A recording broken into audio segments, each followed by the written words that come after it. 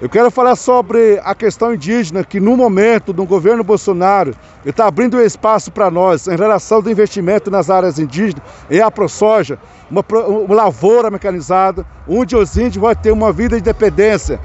E o projeto de mineração também é útil para nós, onde nós indígenas, nós vamos ter uma empresa indígena mesmo, para explorar o minério nas áreas indígenas. E o governo do Bolsonaro, ele aprovou essa mineração. É muito importante, porque nós indígenas podemos crescer economicamente, financeiramente. E também, por exemplo, um simples... A Repórter aqui está usando tecnologia, tá? A Repórter indígena.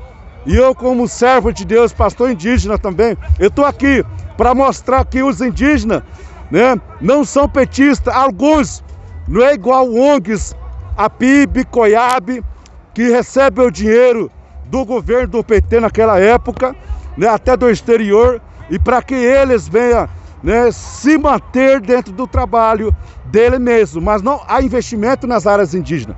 Então a ONGs, né, eles têm que tomar vergonha, a ONG indígena, e tem que tomar vergonha de falar que está apoiando, né, o PT. Tem alguns petistas que ele fala o seguinte: nós temos que preservar a natureza, né? Floresta, na aldeia, tá? O índio tem que ser preservado lá na aldeia. Para tomar vergonha, o índio é ser humano.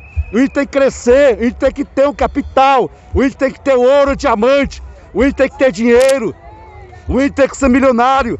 Se o PT quiser preservar, vamos pegar petista todinho, levar lá no mato, vamos preservar ele lá no mato, entendeu? É melhor.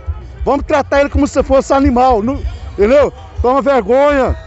Todos os seres humanos têm que crescer. Tem índio pastores, tem índio... Eu sou pastor, sou servo de Deus.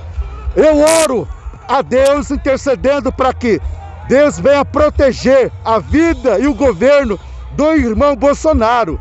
Tá? Estou aqui como povo verdadeiro deste país que chama-se Brasil indígena, para defender o meu país.